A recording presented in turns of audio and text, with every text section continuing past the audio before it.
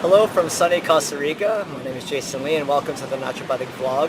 We're here in this wonderful country for our clinic retreat, which has been fantastic. And I thought I'd do a little segment on sunscreen for you guys because it is coming up to that season, just so you can be aware of some of the things you should and shouldn't wear and some tips on how to protect yourself from the sun.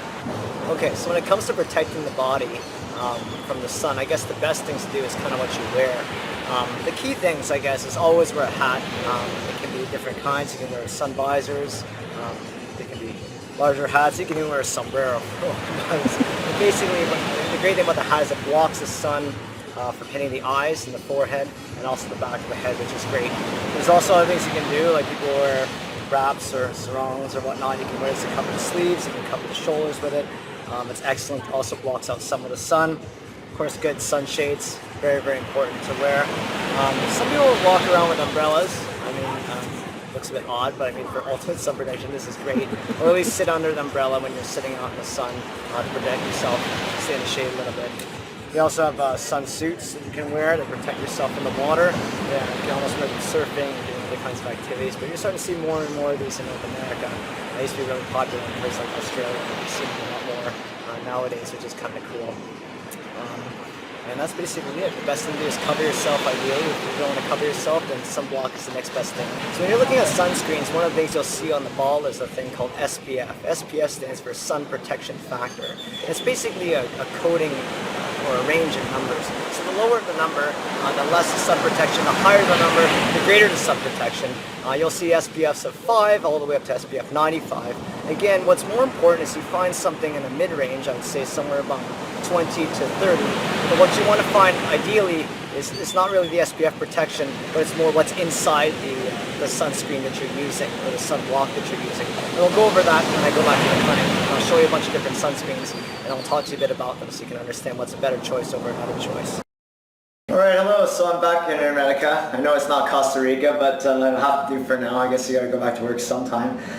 Here we're here to talk about some sunscreens that are available and sunblocks on the market. The problem with sunblocks, and I was trying to mention this in the earlier part of the video, is that a lot of them say they protect the body from a lot of things. So they have SPF ratings and some of them are higher and lower. We went over that at the last video. But what's happening now is we're looking more into the ingredients inside these sunscreens. When you put a cream on the body and you rub it into the skin, people don't realize that it absorbs into the body at a rate that's almost higher sometimes than when you take it orally. When you take a substance orally, it has to pass through your liver to digest, so the liver filters, so that when it goes into the blood, the substance is filtered out, hopefully, or ideally. When you rub something on the skin, it absorbs directly into the blood, so it's called a transdermal application. And that same thing happens with any cream you use, whether it be a sunscreen, a sunblock, or just regular creams in general. So it's always really important to know the kind of ingredients that go into the products that you use that put on your skin, because when you put on your skin, it does absorb into the body. So sunscreens are the topic today, and there's quite a few of them out there right now, and I'll go over some of those. But basically, when you look at a sunscreen, there's a couple of things you want to do, and I'll make it really simple. If you read the ingredients, and there's things on it that you don't understand, that don't make any sense to you, or they sound very chemical-like, they'll start with numbers, or they'll be like 2,4-dihydroxyl something something, or it just sounds very chemical-like, then chances are it's not particularly good to go in the body.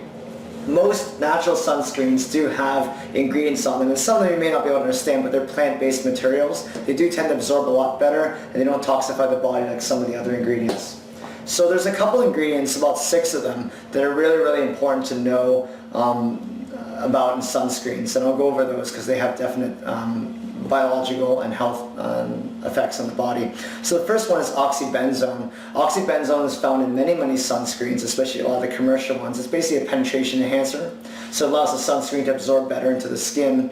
These can cause allergic type reactions in the body, almost eczema type reactions, but they also go into the body and affect liver function. Any substance that has fat solubility that affects the liver can also affect hormone balance, so they're called hormone disruptors. So that's one of them. Octinoxidate is another one. It's another compound found in sunscreens. It also absorbs very, very easily into the skin.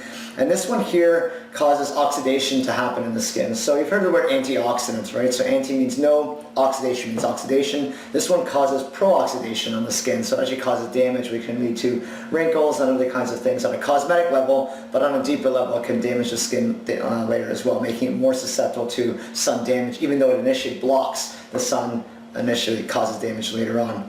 Retinol palmitate is another substance that I want to talk about. It's a vitamin A additive. And vitamin A, I mean, it's healthy. I mean, we take it orally, it's good in certain foods and things like that. But when you add vitamin A to palmitate, which is from certain types of oils, and you put them together, it actually also causes a problem in the body. This product has been known to be hormone disruptive as well. It can also damage DNA and cause other things to happen in the body that aren't particularly good. And again, small amounts means it's not that big of a deal, but the problem is you put these on all the time over and over again, it increases biological load on the body and increases our exposure rates. So again, something to be careful from. Homosalate is another one. It's a UV absorbing sunscreen ingredient that also is toxic to the body, affects liver function, and also disrupts hormones as well. Octocrylene is another one. It's a chemical that's also in sunscreens. Again, it's an absorbent compound, and it creates free radicals to form within the skin that also damage the body. Probably one of the most common additives to a lot of creams, not just sunscreen, but also creams for cosmetic reasons or just moisturizers in general, is a paraben. Parabens are compounds that have a lot of issues in the body. They are bioaccumulative, which means they go into the body and are very difficult to come out of the body. So the more you put them on with creams daily or with sunscreens once in a while, they tend to build up and build up and build up in the system. So I'm not a fan of parabens in general.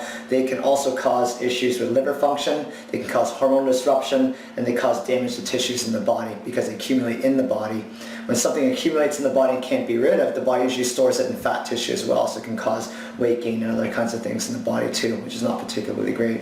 So again, I'll have a list of these things. I know I spoke kind of fast, but I'll have a list of these things on our blog with the perfect spelling and stuff like that, as well as links to other websites that will give you more information on where to get great sunscreens and how to protect yourself better for the sun. So you have a couple examples here. I mean, one of the most popular sunscreens out there is Copper Tone, and again, I could have like hundreds of different sunscreens out here that aren't particularly good, and again, we'll provide you with a list of what's good and what's not good.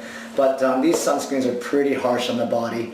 They apply really well, they apply nicely, you put them on the body and they rub into the skin really well and easily, so it's very easy to use. But the ingredients in them are not particularly good. It's not just the ingredients we talked about, but also some of the other additives they've added as preservatives, which aren't good for the body either. So you have a few of the ones that aren't particularly great here.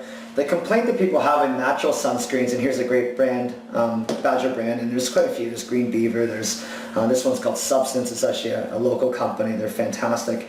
The problem with the natural sunscreens that people don't like is they're really hard to apply. So when you put them on, it's almost like rubbing toothpaste into the body. So they don't really, they create a lot of white streaks. It's really hard. You got to really rub it in to get it in. My suggestion for these is to take it in your hand, put a little bit in, rub it as much as you can until it's warm, and just rub it together until it's really pliable, and then apply it to the skin. Don't apply it on the skin and then try and rub it in. Rub it into your hands first, then apply it to the skin. As with all sunscreens, you have to keep applying. You know, natural sunscreens are good for about 2 to 3 hours. If you're going in the water, you probably got to apply it every time you get out of the water. But that's also the same with other commercial brand sunscreens as well. So just be careful with those, and that's how you apply them.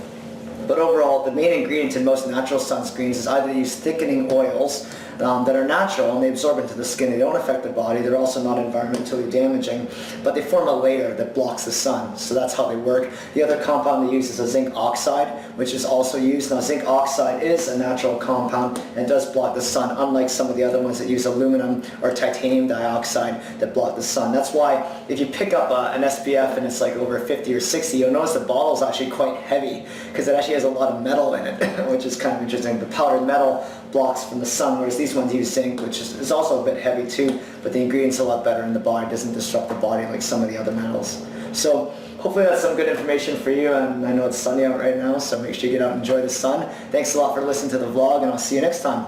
Thank you for listening. Take care.